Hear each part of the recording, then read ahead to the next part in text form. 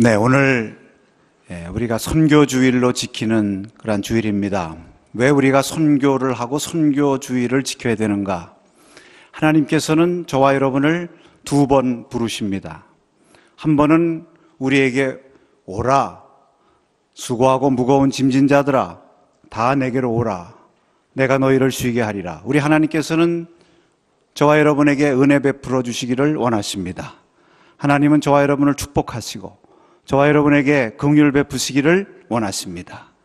그러나 하나님께서는 여기에서 그치는 것이 아니라 계속해서 두 번째 부름을 부르시는데, 그것은 너희는 가서 모든 족속으로 제자를 삼으라 말씀하시는 것입니다. 주님께서는 우리를 축복하시기를 원하실 뿐만 아니라 우리를 사용하시기를 원하십니다. 우리가 하나님 앞에 복을 받고 은혜를 많이 받아서 잘 되는 것도 복이지만, 여러분, 우리 남산의 오복의 중심에 무엇이 있다고 그랬습니까? 사명입니다. 사명으로 쓰임받는 것이 축복인 것입니다. 그래서 주님께서는 너희는 가라고 부르시는 것입니다. 그러니까 오라는 것에만 모든 것을 다 두면 우리는 절반, 지난 주일에 말씀드렸나요? 세미 크리스찬, 전반전만 끝나는 것과 같은 거예요. 그러나 그 받은 은혜 감사하면서 내가 우리의 몸을 들여서 주님 앞에 쓰임받는 거룩한 사명자의 복을 받을 때 비로소 우리는 파이널 크리스찬이 되는 거예요. 오늘 이 에베소에 관한 말씀을 통해서 바로 이러한 주님의 은혜를 우리가 풍성히 받기를 원합니다. 여러분, 에베소 선교는 사도 바울의 3차 선교여행의 중심이 되는 아주 중요한 곳입니다. 이미 2차 여행 때 잠깐 들렸었죠. 그곳을 바울이 다시 갑니다. 그 바쁘고 갈 곳 많은 바울이 다시 에베소에 들렸습니다. 바울과 같은 사람이 간다는 거 얼마나 대단해요?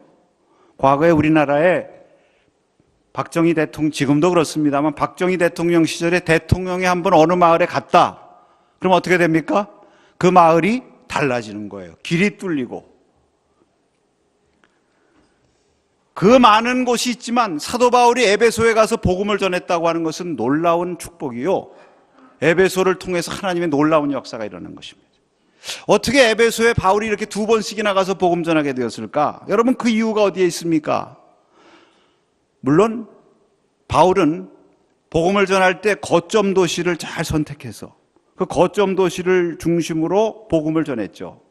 그 지역을 중심으로 복음이 막 퍼져나갈 수 있는 중심 도시 또는 교통의 요지, 이런 곳에서 복음을 전했어요. 에베소는 소아시아 지방의 중심 거점 도시니까 에베소에서 복음 전하면 복음이 확산될 거라, 그래서 에베소를 택한 이유도 있습니다. 그러나 여러분, 더 중요한 이유가 있습니다. 그것은 에베소 성도들의 간절히 사모하는 마음입니다. 잠깐 2차 여행 때 안디옥으로 돌아가는 도중에 들러서 말씀 전했는데 에베소 성도들이 바울을 놓아주질 않는 거예요. 우리에게 더 머물면서 우리에게 복음을 전해달라고 얼마나 붙드는지, 스케줄이 그게 아니잖아요. 안디옥에 돌아가서 선교 보고해야 되는데. 그래서 뭐라고 얘기합니까? 하나님께서 뜻이 있으시면 내가 반드시 다시 오리라, 이렇게 약속하고 떠난 것입니다. 그리고 그 이후부터 에베소 성도들이 건너와서 우리에게 말씀을 전해달라고 하는 그런 간절한 마음이 계속 마음속에 떠나질 않는 거예요. 할렐루야. 바로 그 간절한 마음이 사도 바울을 에베소로 끌어들인 것입니다, 여러분. 그래서 다시 에베소로 간 거예요. 여러분, 세상에 어떤 일이든지 간절히 사모하고 간절히 구하는 사람이 차지하고 누리게 되는 것입니다. 하나님께서 저와 여러분에게 은혜와 복을 주시기를 원하시지만, 중요한 것은 그 하나님의 은혜를 우리가 얼마나 사모하느냐. 우리에게 자녀에게 똑같은 것을 주기 위해서 준비하고 있지만 달라고 하는 자녀에게 먼저 가는 거예요. 저희가 집을 며칠 전에 좀 정리를 하느라고 좀 심플 라이프, 간편을 하자 그래가지고 책을 좀 정리하고 집을 정리하면서 책꽂이, 이렇게 세워놓는 책꽂이 하나 좋은 것이 있길래 그것을 시장에 내놨습니다. 시장이라 봤자 우리 아들하고 딸 둘 앞에 내놨어요. 카톡방에다 내놨는데 사실은 전 아들에게 주고 싶었어요. 같은 이신의 집안이니까. 뭐 딸은 뭐 시집 갔으니까. 그런데 이 딸이 말입니다. 카톡에 띄워놓기가 한 30초 지났나? 금방 연락 온 거예요. 아빠 그건 내가 갖고 갈게요. 그래서 딸이 갖고 갔습니다. 여러분, 간절히 사모하는 사람이 받게 되는 줄로 믿습니다. 여러분, 에베소 교회 계시록 2장에 보면 에베소 교회를 향해서 말씀하시면서 너희가 처음 사랑과 처음 행위를 잃었으니까 그거 회복해라 말씀하시죠. 네, 그것을 책망하면서 말씀하신 것이지만 이거 바꾸어서 얘기하면 에베소 교회가 그만큼 처음 사랑과 처음 열심이 뜨거웠다는 것입니다. 처음에 사도 바울에게 복음 전할 때에 간절히 사모하는 마음으로 바울을 붙들고 놓아주질 않으니까 바울이 거기 2번 갔을 뿐만 아니라 어떻게 했어요? 자기 선교 여행에서 가장 오랜 3년 동안이나 그 바쁘고 갈 곳 많은 오라는 데 많은 바울이 그 에베소에서 3년 동안이나 거기서 복음을 전했다고 그랬어요. 여러분, 사도 바울 같은 사람이 3년 동안 거기 있으니까 어떤 역사가 일어났습니까? 에베소 교회가 크게 부흥하고 신령한 복을 받았어요. 에베소서에 보면은 사도 바울이 특별히 에베소 성도들을 가리켜서 그리스도 안에서 진실한 자들, 그리스도 안에서 신실한 자라고 말씀하고 있습니다. 은혜와 사랑이 충만한 교회가 되었고 그 소아시아의 대표적인 교회가 되고 그곳에서부터 복음이 전파돼서 그 소아시아의 7교회 말씀드릴 때 어떻게 외우라고 그랬어요? 에서버 두사빌라. 7교회입니다. 에서버 두사빌라. 그 다음은 여러분 뒤에는 여러분이 붙이시기 바랍니다. 이 7교회에 복음이 전파된 거예요. 여러분, 천국은 침노하는 자가 빼앗는다고 그랬는데 여러분, 이러한 간절한 사모함으로 여러분의 삶 가운데 하나님의 은혜가 풍성히 임하기를 축복합니다. 자, 오늘 이 에베소 교회 이 선교를 통해서 오늘 우리 남산교회도 이러한 간절히 사모하는 마음으로 선교의 중심적인 교회가 되기를 원합니다. 그러면 우리가 어떻게 이 사명을 감당해야 되겠습니까? 먼저 여러분, 에베소 선교는 하나님 나라에 초점을 둔 선교였습니다. 오늘 여기 8절 말씀을 다 같이 한번 읽겠습니다. 바울이 회당에 들어가 3달 동안 담대히 하나님 나라에 관하여 강론하며 권면하되. 이 에베소 선교의 특징을 보면 바울이 하나님 나라에 대해서 전했다고 그랬어요. 그런데 여러분, 중요한 것은요, 사도행전을 가만히 살펴보면 사도행전의 처음과 끝이 하나님 나라에 관한 말씀으로 시작하고 끝나는 것입니다. 사도행전 1장 3절에 부활하신 주님께서 40일 동안 제자들에게 나타나시며 하나님 나라의 일을 말씀하셨다고 그랬어요. 우리 주님께서 이 땅에 계실 때 천국 복음을 전하셨습니다. 복음서는 천국에 관한 말씀으로 가득 차 있습니다. 그래서 바울이 이 하나님 나라의 복음을 전했다는 것은 예수님의 뒤를 따른 거예요. 그런데 여러분 보세요. 사도행전 마지막 28장 31절 끝절 말씀이에요. 한번 같이 읽겠습니다. 하나님의 나라를 전파하며 주 예수 그리스도에 관한 모든 것을 담대하게 거침없이 가르치더라. 마지막 말씀이 하나님 나라를 전파하며 바울이 로마에서 주 예수 그리스도를 담대하게 전파했다. 끝나는 것 같지 않게 끝나요. 왜 그렇습니까? 이 사도행전 28장의 뒤를 이어서 계속해서 사도행전 29장을 써야 되는 저와 여러분들은 무엇을 사명으로 감당해야 된다는 거예요? 하나님 나라를 전해야 된다는 거예요. 그런데 여기 보면 하나님 나라를 전파하며 주 예수를 전파했다고 그랬습니다. 여러분, 이 말씀을 우리가 기억해야 됩니다. 하나님 나라와 예수 그리스도는 하나인 것입니다. 하나님 나라를 전하는 것은 예수님을 전하는 것이요, 예수님을 전하는 것은 하나님을 전하는 것이, 하나님 나라를 전하는 것입니다. 왜냐하면 예수님이 계신 곳에 하나님 나라가 임하는 것이기 때문입니다. 할렐루야. 예수님 떠난 곳에는 어둠이 있는 거예요. 예수님이 떠나가는 곳에는 거긴 귀신의 역사가 임하는 것입니다. 오늘 에베소는 우상과 미신이 팽배한 도시예요. 예수님의 복음이 들어가기 전에는 거긴 귀신의 역사가 있었고 오늘도 마술 부리고 귀신 들린 사람들이 역사하는 장면들이 나오는데 복음이 들어가니까 다 귀신들이 물러가는 거예요. 여러분, 예수님 계신 곳에 하나님 나라가 임하는 줄로 믿습니다. 그래서 우리는 예수님이 하나님 나라예요. 이 하나님의 나라는 어떻게 이루어지는 것이냐? 이것은 무슨 정치적인 혁명 가지고 이루어지는 유토피아가 아니에요. 이것은 사회 구조를 개혁해 가지고 일어나는 그런 어떤 사회 정치적인 세계가 아니라 이것은 복음으로 세워지는 나라요, 예수님의 정신으로, 예수님의 사랑과 예수님의 평화의 정신으로 세워지는 예수님의 나라인 줄로 믿습니다. 그래서 여러분, 어디든지 그곳이 어디든지 외적인 것에 상관없이 예수님 모시고 예수님과 동행하는 곳이 하나님 나라인 줄로 믿습니다. 우리가 찬송 438장 그 찬송 보면은 그 3절에 보면은 높은 산이 거친 들이 조막이나 궁궐이나 내 주 예수 모신 곳이 그 어디나 하늘나라 다 같이 부릅시다. 할렐루야 찬양하세 내 모든 죄 사함 받고 주 예수와 동행하니 그 어디나 하늘나라. 아멘. 사도 바울이 하나님 나라를 전할 수 있었던 것은 그 10년 가운데 하나님 나라가 임했기 때문인 줄로 믿습니다. 그래서 하나님 나라의 비저너리가 된 거예요. 여러분, 우리 가운데 하나님 나라의 거룩한 소망이 충만하고 하나님 나라가 임하게 되면은 이 하나님 나라를 소망하게 되고 꿈꾸게 되고 내가 경험한 하나님 나라, 예수님과 동행하는 천국의 삶, 다른 사람도 이 축복 누리기를 원하기 때문에 전하게 되는 것입니다. 여러분의 삶 가운데 하나님 나라가 이루어지기를 바랍니다. 저는 기도하면서 우리 남산의 오복인데 이 오복이 결국은 하나님 앞에 천국을 이루는 축복이라 이렇게 생각하고 5대 천국이 이루어지기를 기도합니다. 여러분의 삶 가운데 천국이 이루어지고 여러분의 심령의 천국이 이루어지고 여러분의 가정의 천국이 이루어지고 우리 교회의 천국이 이루어지고 이 나라와 온 땅의 천국이 이루어지기를 축복합니다. 우리가 이러한 꿈을 꾸고 이 하나님 나라를 전해야 돼요. 여러분, 선교의 초점은 하나님 나라에 있는 것입니다. 그래서 우리가 열심히 복음을 전해야 되는 것입니다. 여러분, 복음으로 천국이 이루어진 증거들이 이 땅에 많이 있습니다.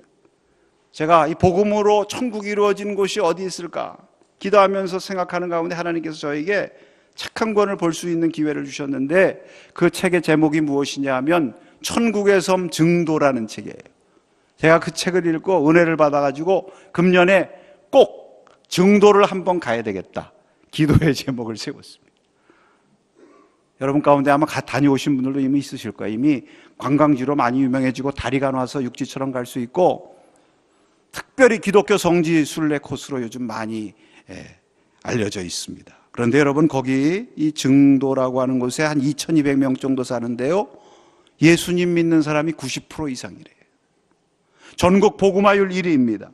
주일에는 다 식당 문을 닫고 교회 가기 때문에 주일에는 식당 갈 생각을 하지 말아야 된대. 3가지가 없다고 합니다. 사찰이 없고 점집이 없으며 풍어제가 없다고 그래요.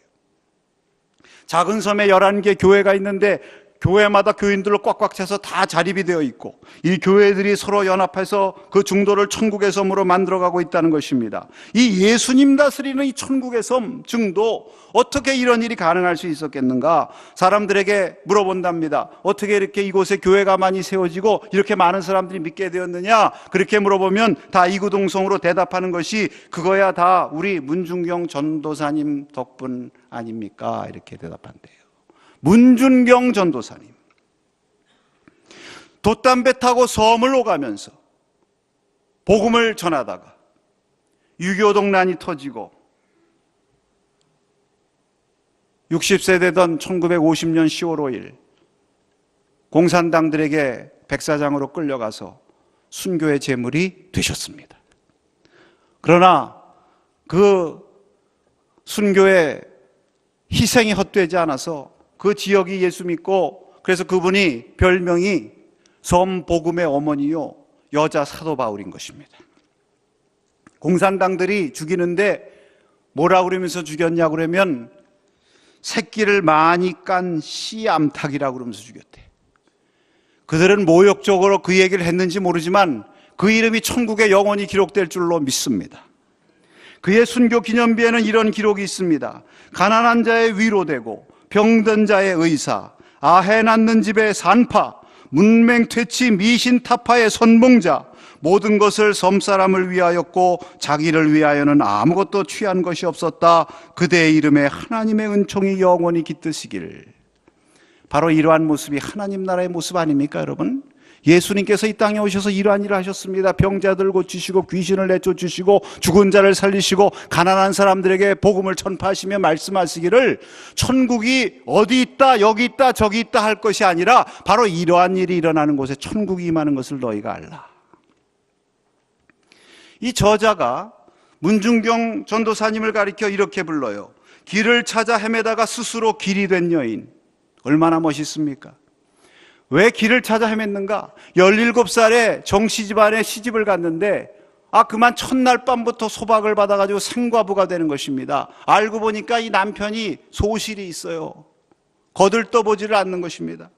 그래가지고 온갖 고생을 다 하고 시댁에서 구박도 받고 그러다가 복음을 받았어요. 이성복 목사님 만났어요. 여러분 성결교 이성복 목사님 대단한 분 다 아시죠?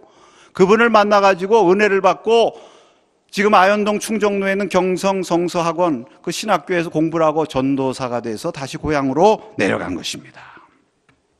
늘 손에 먹을 것이나 옷가지를 들고 다니면서 복음을 전하고 누가 아픈 사람 있으면 가서 치료해주고 그 옛날에 장례나면 옛날엔 다 염하고 직접 장례하지 않았습니까? 직접 다 염해서 장례 치러주고 또 가난한 사람들을 위해서 잔치집 무슨 제사집, 장례집 다니면서 대신 동장에서 음식 얻어다가 가난한 사람들 먹여주고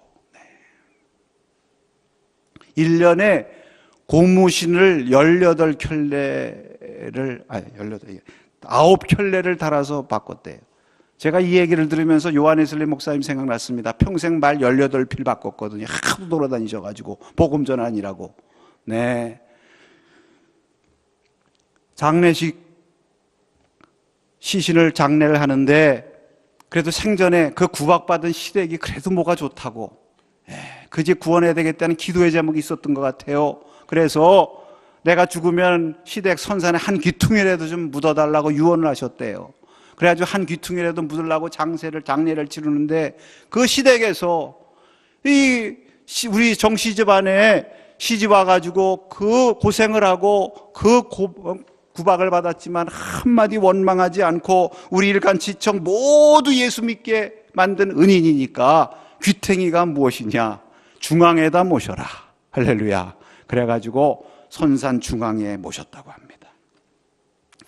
이 증도 출신의 우리나라 유명한 기독교 지도자가 있어요. 생전에 이 문중경 전도사님을 신앙의 멘토로 여기고 또 섬마을 증도의 성녀 테레사라 이렇게 불렀던 분이 있는데 김준권 목사님입니다. 그 김준권 목사님은 이 문 전도사님을 가리켜서 대신 거지 목회한 분이다. 대신 거지 노릇하면서 다른 사람 먹였다는 얘기예요. 종합병원 목회라고 그랬어요. 하늘나라 목회인 줄로 믿습니다. 하늘나라 목회는 종합병원 목회예요. 네. 그러니까 천국이 이루어지는 것입니다. 천국의 비저너리가 천국을 전하니까 천국이 이루어지는 거예요. 여러분, 근데 감동적인 얘기가 여기서 끝나지 않더라고요. 그날 전도사님 순교하실 때 48명이 함께 순교했습니다. 그 48명 순교 가운데 이판일 장로님이라는 분의 가족이 13명이 있었는데 13명이 한날에 순교했어요. 근데 유일하게 살아남은 사람이 있습니다. 이인재라고 하는 아들인데 공부한다고 목포로 유학 갔다가 유일하게 살아남았어요. 그 나중에 수복되고 군인들이 증도로 들어갈 때 이인재를 데리고 들어갔습니다. 들어가서 공산당들을 색출하는 거예요. 이인재가 저 사람 누구 죽였다, 우리 아버지 죽였다 하면 그 자리에서 총 쏴 죽이는 거예요. 그런데 이 이인재가 거기 아버지 일가족 13명 죽인 사람들 다 있죠. 그 신분을 숨기고 용서한 것입니다. 그 일로 그 마을이 예수 다 믿은 것입니다. 할렐루야. 나중에 이 이인재가 목사가 되어서 그 증도의 진리교회 가서 부임해서 목회를 하다가 은퇴를 했는데 그 아버지를 죽인 마을 청년을 용서하고 그 사람의 아들을 중매까지 해서 결혼시키고 그 아들 교육시켜가지고 장로까지 만들었대. 이런 천국의 가치, 용서하고 사랑과 평화로 이르는 이러한 가치를 가지고 심으니까 그곳이 천국의 섬이 되는 것입니다. 여러분, 신안 앞바다에서 뭐 나왔죠? 보물 나왔어요. 그래서 일반 사람들은 증도를 보물섬이라고 불렀지만 그 보물섬보다 더 귀한 천국의 순교의 피가 그곳에 뿌려져 있기 때문에 그곳이야말로 천국의 섬이 돼서 그곳을 방문하는 사람들은 묘한 하나님의 능력을 느낀다는 것입니다. 거기 증도에 들어가면 잠시 세상의 모든 욕망이 다 사라지고 천국의 소망으로 충만해진대요. 할렐루야. 이게 하나님의 은혜인 줄로 믿습니다.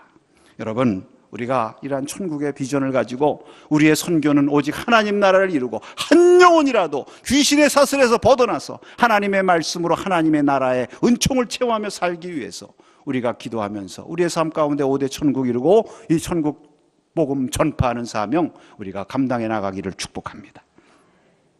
둘째로 에베소 선교는 제자를 따로 세우는 선교입니다. 여기 9절 말씀에 보니까 제자들을 따로 세우고 두란노 소원에서 날마다 강론했다고 그랬습니다. 이 에베소 선교의 특징이요, 제자들을 세운 선교예요. 다른 데 가서는 사람들 많이 많고 회당에서 복음 전합니다. 또 공공장소에서 수많은 사람들한테 복음 전합니다. 그래서 믿고 막 예수 믿는 사람들이 많이 생겼다고 그랬어요. 그런데 에베소에 가서는 처음부터 전략이 달라요. 처음에 믿는 사람들을 만나가지고 1장 1절서부터 보니까 제자들 만나가지고 뭐라고 묻느냐 하면 따라 하십시다. 너희가 믿을 때에 성령을 받았느냐? 너희가 예수를 믿느냐 안 믿느냐의 문제가 아니에요. 너희가 믿기는 믿는데 과연 성령을 받았느냐 안 받았느냐. 제자가 되려면 여러분 믿는 것으로 충분하지 않은 것입니다. 한 걸음 더 나가서 성령을 받아야 되는 거예요. 성령 충만해야만 땅끝까지 제자의 사명, 증인의 사명을 감당할 수가 있는 것입니다. 믿습니까? 여러분, 주님께서 이 시간 저와 여러분에게 묻습니다. 너희가 믿느냐 안 믿느냐 그것이 아니라 너희가 믿을 때에 성령을 받았느냐, 너희가 성령 충만하느냐. 우리 남산의 성도들 성령 충만하시기 바랍니다. 그래서 제자 훈련을 시키는 거예요. 이제 3차 여행까지 하고 언제까지 사도 바울이 혼자서 복음 전할 수 없잖아요. 제자들을 양성해서 저들이 복음 전해야 되겠구나. 그래서 두란노 서원에서 그 성령 안수하고 성령 받은 12명 사람들 주축이 돼가지고 거기서 2년 동안 하나님 나라 말씀 강론하면서 집중교육, 인텐시브 코스 제자 훈련시킨 겁니다. 사실 바울은 씨 뿌리는 은사가 있어서 나는 씨를 뿌리고 아볼로는 물을 주었고 자라게 하시는 분은 하나님이시라고 말씀했지만 에베소에 가서는 본인이 씨도 뿌리고 물도 주고, 할렐루야. 여러분, 왜 이렇게 했습니까? 여러분, 우리 교회가 선교할 때 선교의 중점적인 사역으로 해야 되는 것이 사람 세우는 일입니다. 여러분, 제자를 따로 세우는 것이 가장 중요한 일입니다. 왜? 소수지만 이 성령으로 무장한 제자들이 하나님의 놀라운 역사 일으키는 거거든요. 그래서 여러분, 이것은 하나님이 하신 방법이에요. 하나님이 하실 때 사람을 세우시는데 그냥 사람 세워서 금방 쓰시는 게 아닙니다. 성경에 보면 하나님께서 사람을 세우실 때 반드시 부르신 다음에 어떻게 하셨느냐 하면 기름 부으셨어요. 기름 부으셨다는 것은 훈련의 기간을 갖는다는 얘기. 다윗을 하나님께서 크게 쓰시는데 다윗을 어렸을 때 기름 부으셨습니다. 이새의 아들 어렸을 때 불렀는데 그가 왕이 된 것은 30세예요. 10년이 넘는 시간을 하나님 훈련하셨어요. 연단하셨습니다. 예수님께서 이 땅에 오셨을 때 바로 천국 복음을 전하기 위해서 제자들 바로 보내신 것이 아니라 같이 데리고 훈련하셔서 따로 세우신 다음에 보내신 것입니다. 하나님의 하시는 방법입니다. 그렇기 때문에 우리도 사람을 따로 세워서 훈련하는 일을 해야 돼요. 그 바쁜 바울이 2년이나 주의 복음을 열심히 훈련하고 전하는 것은 이것이 귀하기 때문입니다. 이 사람들이 영적인 재생산을 하는 거예요. 그래서 여러분, 골로새 교회 같은 경우 보면 소아시아의 교회죠. 바울이 생전 골로새 안 갔어요. 그러나 골로새 에바브라라고 하는 훌륭한 동역자가 있는데 이 에바브라가 두란노 소원에서 바울의 훈련받고 가서 복음 전해서 골로새 교회를 세운 것입니다. 소아시아가 그렇게 복음화된 것입니다. 그래서 여기 오늘 말씀해 보면은 10절에 보니까 아시아에 사는 유대인이나 헬라인이나 다 주의 말씀 들었다고 그랬어요. 할렐루야. 사람을 세워요, 사람. 여러분, 오늘 여기 우리 최설련 목사님이 와 계신데, 우리 최설련 목사님은 중국 훈춘에서 목회하시는 조선족 우리 목사님이십니다. 근데 이제 우리 감리교 신학대학에서 중국에서 목회하시는 목사님들을 한 30여 번 이렇게 초청을 해서 인텐시브 코스로 석사과정 훈련을 하세요. 사람을 세우는 거죠. 근데 우리 그 웨슬리 선교회에서 이 일을 프로그램을 진행하는 웨슬리 선교회에서 우리 교회 요청을 했어요. 이 사람 세우는 귀한 일을 위해서 남산교회에서 좀 협조해 주십시오. 그래서 제가 이렇게 명단을 쭉 보다가 어떤 분을 우리가 도울까? 우리 교회에서 기도하는 곳이 두 곳입니다. 곤명하고 도문, 동북삼성, 북한하고 다 있기 때문에 그 두 곳을 하는데 거기 보니까 도문교회 박성진 목사님이 추천해서 오신 목사님이 한 분이 있어요. 여자 목사님인데 최설련 목사님이. 이분을 하면 되겠다. 그래서 우리 교회에서 후원하기로 했어요. 오늘 이렇게 말씀 전하시기 위해서 오시고 이따 오후에 말씀 전하시는데 이것이 다 하나님 앞에서 사람을 따로 세우는 일입니다. 주님께서 명령하신 일입니다. 여러분, 우리가 자매결혼 맺은 곤병에서 박명학 목사님이 열심히 목회를 하시는 것뿐만 아니라 제가 말씀드렸죠. 그곳은 23개 소수 부족이 있는 지역이라고. 선교지역, 중국 내 선교지역에. 그래서 그 선교지역을 품고 따로 교회에서 젊은이들 10명을 합숙 훈련을 시켜요. 그 목회하기도 힘든데 저 같으면 힘들어서 못할 텐데 그분이 열정이 있어가지고 10명을 합숙 훈련을 시키는데 그 10명을 합숙 훈련을 시키는데 비용이 얼마 들면 거기서 먹고 자고 해야 되니까 그래서 그것을 좀 협조해 달라고 해서 우리 교회에서 선교비를 보냅니다. 사람을 세우기 위해서 하는 거예요. 왜? 이 사람들이 영적인 재상산을 이루고 온 아시아를, 온 세계를 복음화시키는 역군이 되는 것입니다. 바울이 왜 이랬습니까? 자기가 세움받았잖아요. 훈련받았잖아요. 주님께서 그를 부르시고 바로 쓰신 것이 아니라 다메섹에서 3주 동안 훈련시키시고 아나니아를 통해서 훈련시키시고 그 후에도 아라비아를 광야에서 3년 동안 훈련시키고 연단하셨기 때문에 따로 훈련받은 바울이기 때문에 크게 쓰임받은 거예요. 저와 여러분도 하나님 앞에 금년에 신앙의 거룩한 목표를 가지십시다. 우리가 단순히 주님 믿느냐 안 믿느냐 그런 문제가 아니라 성령 충만함을 받아서 육에 속한 신자가 영에 속한 신자 되고 우리의 신앙이 한 단계 업그레이드 되어서 정말 주님의 제자로 세움받고 그러한 은혜를 따라서 우리가 제자 세우는 거룩한 사명을 위해서 쓰임받기를 축복합니다. 우리 교회 앞으로 사람 세우는 일, 다음 세대 세우는 것도 사람 세우는 거. 여러분, 사람 세우는 거는요 우리가 잘 못해요. 한국 사람들이 성격이 급해가지고 당장 눈에 보이는 성과만 중요하게 생각해가지고 어디 고에 건물 짓고 뭐 짓는 거는 열심히 왜 뚝딱뚝딱 하면 6개월이면 짓거든요. 사람을 세우는 것은 여기도 최소한 2년 이상 했다고 그랬어요. 이거는 몇십 년 걸릴지 모르는 거예요. 그러나 투자해야 되는 것입니다. 다음 세대를 세워야 되는, 그래야 하나님께서 하나님의 나라를 확장시키는 것입니다. 이 사명을 우리가 거룩한 비전을 가지고 감당하기를 축복합니다. 여러분, 그래서 마지막으로 에베소서는 하나님께서 역사하셨어요. 이 모든 것을 감당할 때 우리가 하는 것 같지만 하나님께서 역사하시는 줄로 믿습니다. 여기 오늘 말씀해 보니까 11절에 하나님이 바울의 손으로 놀라운 능력을 행하게 하셨다. 바울이 말씀 전하고 바울의 역사가 나타났지만 하나님이 하신 거예요.